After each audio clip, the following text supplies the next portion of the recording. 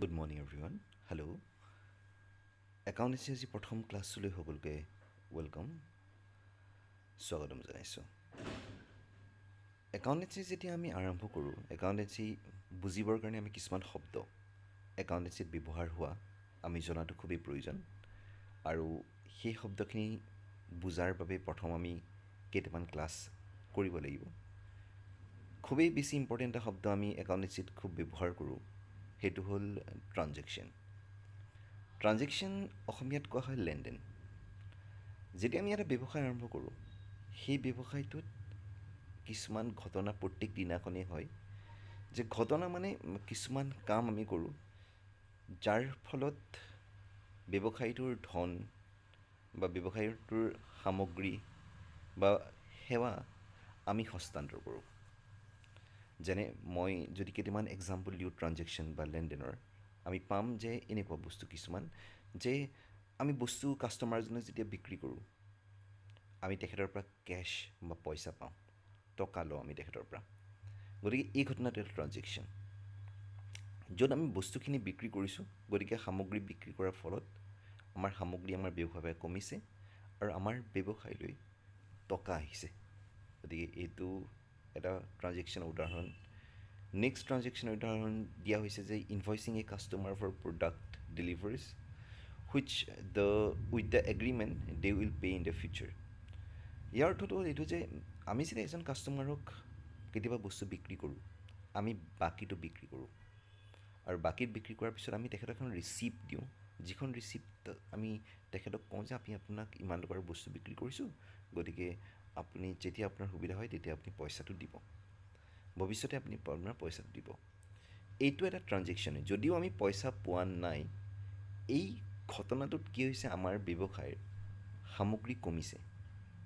গতিকে ট্ৰানজেকশ্যন বুলি ক'লে আমি সেইখিনিয়ে বুজাওঁ যে য'ত আমাৰ ব্যৱসায় সামগ্ৰী, টকা পইচা বা যিখিনি সম্পদ আমাৰ ব্যৱসায়ত থাকে, সেই সম্পদবোৰ যেতিয়া বাঢ়ে বা সেই সম্পদবোৰ যেতিয়া কমে, তেনেকুৱা ঘটনাবিলাকক আমি সাধাৰণতে ট্ৰানজেকশ্যন বুলি কওঁ। নেক্সট এটা এক্সাম্পল ইয়াত দিয়া হৈছে যে buying stock or raw materials from a vendor either with cash or on credit.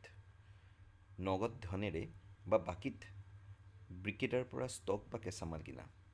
বহু ক্ষেত্ৰত এনেকুৱা হয় যে কিছুমান ব্যৱসায় বস্তু বনায় তেওঁলোকে ব্যৱসায়ত। যেনেকৈ আমি দেখোঁ যে তেওঁলোকে কিছুমান ব্যৱসায় আছে য'ত তেওঁলোকে কাপোৰ বনায়, বা কিছুমান ব্যৱসায় আছে য'ত তেওঁলোকে যিকোনো এটা প্ৰডাক্ট বা যিকোনো এটা সামগ্ৰী বনায়। গতিকে বস্তুটো বনাবৰ কাৰণে তেখেতসকলে এটা কেঁচা মাল কিনিব লগা হয়। যেনেকৈ আমি দেখোঁ যে কপাহ দৰকাৰ হ'ব যদি আমি কাপোৰ বনাওঁ আমাৰ ব্যৱসায়ত। গতিকে যেতিয়া আমি বস্তু, কপাহ এনেকুৱা কেঁচা মালবিলাক কিনোঁ, কেঁচা মাল কিনোতে আমি পইচা দিব লগা হয় তেওঁলোকক, বা আমি বাকী কৰি পেলাই কিনিব লগা হয়। তো এইটো এটা ট্ৰানজেকশ্যনৰ উদাহৰণ।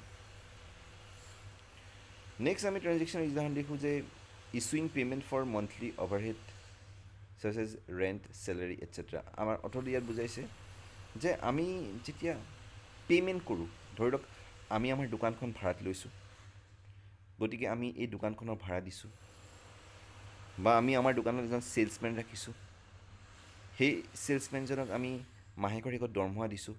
এই যে পইচা দিছোঁ ভাড়াৰ কাৰণে, এই পইচা দিলোঁ আমি আমাৰ ছেইলছমেনজনক দৰমহা হিচাপে, এইবিলাক হ'ল এটা এটা ট্ৰানজেকশ্যন। গতিকে ট্ৰানজেকশ্যন আমি গম পালোঁ যে দুটা ধৰণৰ হ'ব পাৰে। যদি আপুনি বস্তু বাকীত কিনে বা বাকীত বিক্ৰী কৰে, তাৰ পৰা আপুনি পইচা নেপায় সেই সময়তে, সেইটো এটা ধৰণ, যাক আমি কওঁ যে বাকীৰ লেনদেন। আৰু এটা হ'ল নগদ লেনদেন, য'ত আপুনি বস্তু বিক্ৰী কৰে আৰু লগালগ পইচা পায় কাষ্টমাৰৰ পৰা, বা আপুনি বস্তু কিনিছে কাৰোবাৰ পৰা আৰু লগালগ পইচা আপুনি দিছে, সেইটো এটা নগদ লেনদেন। গতিকে ইয়াত প্ৰথম লিখা হৈছে যে it can be classified into cash or credit transaction. মানে আমি ট্ৰানজেকশ্যনবিলাকত দুটা ভাগত ভাগ কৰোঁ, য'ত আমি পইচা পাওঁ বা দিওঁ সেই সময়তে যেতিয়া আমি বস্তুটো কিনোঁ বা বিক্ৰী কৰোঁ, সেইটো হ'ল কেছ ট্ৰানজেকশ্যন বা নগদ লেনদেন। আৰু হৈছে ক্ৰেডিট লেনদেন, বা আমি তাক কওঁ যে বাকী লেনদেন। য'ত আমি পইচাটো নেপাওঁ সেই মুহূৰ্ততে, কিন্তু আমি বস্তুটো বাকীত বিক্ৰী কৰোঁ। এতিয়া আমি নেক্সট চাম যে আমি যিকোনো এটা ট্ৰানজেকশ্যন যেতিয়া ঘটে আমাৰ, সেই ঘটা ট্ৰানজেকশ্যনটো আমি লিখিব লাগে আমি বহীখনত। আমি কিমান টকাৰ বস্তু আমি আজি কিনিলোঁ বা কিমান টকাৰ বস্তু আমি আজি বিক্ৰী কৰিলোঁ। গতিকে আমি কিমান শ্বৰ্টকৈ হওক বা কিমান চমুকৈ হওক, আমি সেই ঘটনাবিলাক লিখি থোৱাটো খুবেই দৰকাৰ। আৰু সেই ট্ৰানজেকশ্যন লিখাৰ কিছুমান নিয়ম আছে যে যেতিয়া আমি এটা বস্তু কিনো বা বিক্ৰী কৰোঁ, আমি সেই সময়তে কেছ পে'মেণ্ট বা কেছ ৰিচিভড, য'ত আমি টকা কিমান পাইছোঁ বা কিমান দিছোঁ, আমি লিখি থওঁ সেই যেতিয়া আমি বস্তুটো কিনো বা বিক্ৰী কৰোঁ। প্ৰথম কথা সেইটো নাম্বাৰ 1।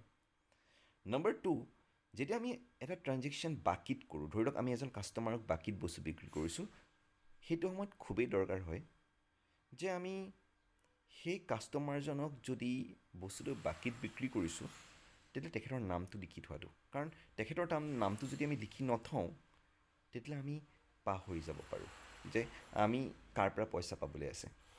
বা আমি যেতিয়া বস্তু কিনো, আমি যিজন হ'লচেলাৰৰ পৰা আমি বস্তু কিনিছোঁ, তেখেতৰ নামটো আমি লিখি থোৱাটো দৰকাৰ যে তেখেতক কিমান পইচা দিবলৈ আছে। গতিকে সেই ট্ৰানজেকশ্যনটো, ক্ৰেডিট ট্ৰানজেকশ্যনত আমি মানুহজনৰ নামটো লিখাটো খুব দৰকাৰ। আৰু নেক্সট আহিব নাম্বাৰ 3, যে আমি মানুহজনৰ নামটো লিখিছোঁ যদিও আমি তাত লিখি থৈছোঁ যে এই ঘটনাটো কিন্তু, এই লেনদেনটো কিন্তু পইচা দি হৈছে বা পইচাত লৈ হৈছে।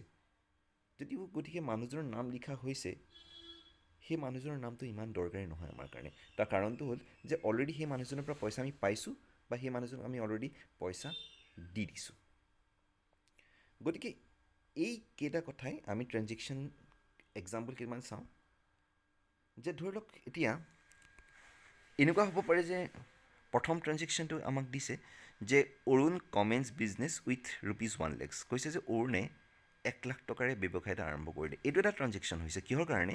কাৰণ এইটো ট্ৰানজেকশ্যনত ব্যৱসায়লৈ পইচা আহিছে, যাৰ ফলত ব্যৱসায়টো আমি আৰম্ভ কৰিব পাৰিছোঁ।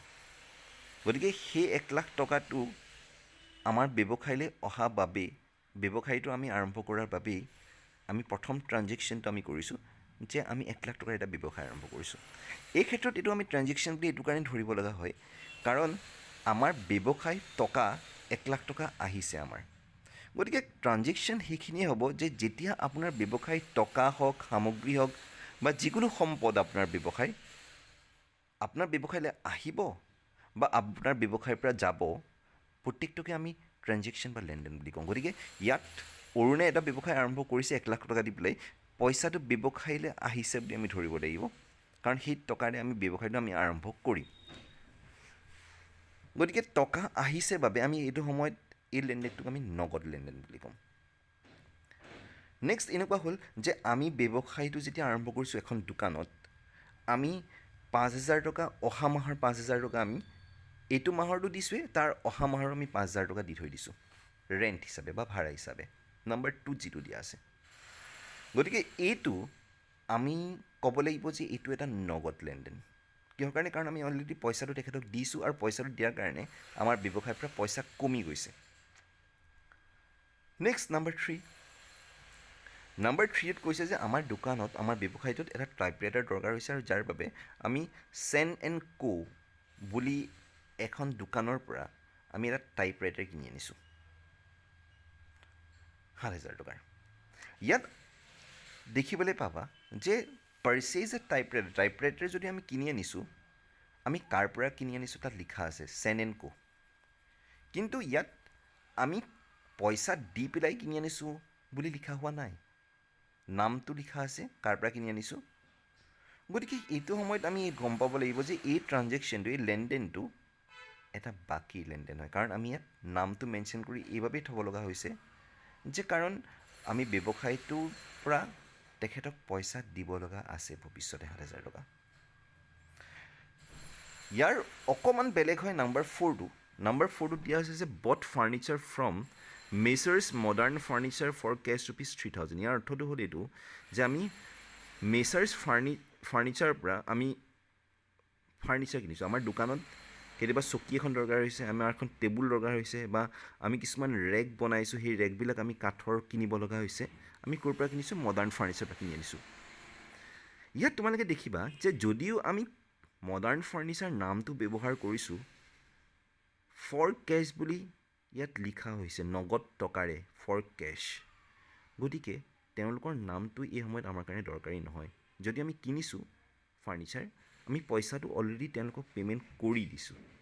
গতিকে এই ট্ৰানজেকশ্যনটো বা এই লেনদেনটো আমি ক'ব লাগিব যে এইটো এটা নগদ লেনদেন হয়। Next number 5, purchased goods from Chauhan brothers for cash ₹30,000। The same, একেই কথা যে আমি চৌহান ব্ৰাদাৰ্ছৰ পৰা আমি বস্তু কিনিছোঁ 30,000 টকাত, আৰু ফৰ কেছ বুলি শব্দটো ইয়াত মেনশ্যন কৰা আছে। গতিকে আমি গম পাব লাগিব যে এইটো এটা পইচা দি পেলাই কৰা লেনদেন হয়, বা এটা কেছ ট্ৰানজেকশ্যন হয়। নেক্সট নম্বৰ 6 হ'ব লাগিছিলে, মই এইটো নম্বৰ 7 কৰি দিছোঁ ভুলতে। লিখা আছে যে sold goods to Shyam for ₹25,000। আমি শ্যামক 25,000 টকাৰ বস্তু বিক্ৰী কৰিছোঁ, কিন্তু ইয়াত ফৰ কেছ ব্যৱহাৰ হোৱা নাই শব্দটো। গতিকে আমি গম পাব লাগিব শ্যামক আমি বস্তু বিক্ৰী কৰিছোঁ, আৰু নামটো যিহেতু ইয়াত লিখা আছে, গতিকে আমি গম পাব লাগিব যে আমি বস্তু বাকীত বিক্ৰী কৰিছোঁ। নেক্সট লিখা আছে বট গুডছ ফ্ৰম ৰমেশ ₹20,000। আমি ৰমেশৰ পৰা বস্তু কিনিছোঁ 20,000 টকাৰ। ইয়াত ৰমেশ ব্যৱহাৰ হৈছে নামটো, ফৰ কেছ ব্যৱহাৰ হোৱা নাই, টকাত কিনিছোঁ বুলি লিখা হোৱা নাই। গতিকে এইটো এটা বাকী লেনদেন, বা এইটো এটা credit transaction. Next paid rent, আমি আমাৰ ভাড়া দিছোঁ 1,000 টকা। এইটো এটা কি ট্ৰানজেকশ্যন হয়? এইটো এটা নগদ ট্ৰানজেকশ্যন, কাৰণ আমি পইচাটো তেখেতক দি দিছোঁ। আমাৰ আমি ষ্টাফক চেলাৰী পে'মেণ্ট কৰিছোঁ 4,000 টকা। গতিকে পে'মেণ্ট কৰিছোঁ, যেতিয়া পে'মেণ্ট কৰি দিছোঁ, গতিকে এইটো এটা নগদ লেনদেন হয়। পইচা পাইছোঁ বা পইচা যেতিয়া দিছোঁ, আমি সেইটো এটা সদায় নগদ লেনদেন বুলি ধৰিব লাগিব। পেইড ৰমেশ 19,000। ৰমেশক আমি 19,000 টকা পে'মেণ্ট কৰিব লগা হৈছে। এইবিলাক প্ৰত্যেকটো এটা এটা লেনদেনৰ উদাহৰণ দিছোঁ মই। যদিও প্ৰত্যেকটো লেনদেনৰ উদাহৰণত আমি ইটোৰ লগত সিটো তেনেকৈ মিল নেদেখোঁ, তথাপি প্ৰত্যেকটো এটা বেলেগ বেলেগ লেনদেনৰ উদাহৰণ মই তোমালোকৰ সন্মুখত দাঙি ধৰিছোঁ, যাতে তোমালোকে ইয়াৰ পৰা বাছি উলিয়াব পাৰা যে প্ৰত্যেকটো লেনদেন নগদ লেনদেন নে বাকী লেনদেন, কেছ ট্ৰানজেকশ্যন নে ক্ৰেডিট ট্ৰানজেকশ্যন, সেইটো মই উলিয়াবলৈ চেষ্টা কৰিছোঁ তাৰ পৰা। গতিকে সেয়াই আজিলৈ। গতিকে ট্ৰানজেকশ্যনৰ বস্তুখিনি মই তোমালোকৰ আগত দাঙি ধৰিলোঁ। ইয়াৰ পিছতে আমি এটা নেক্সট ক্লাছ কৰিম। গতিকে থেংক ইউ ফৰ টুডে।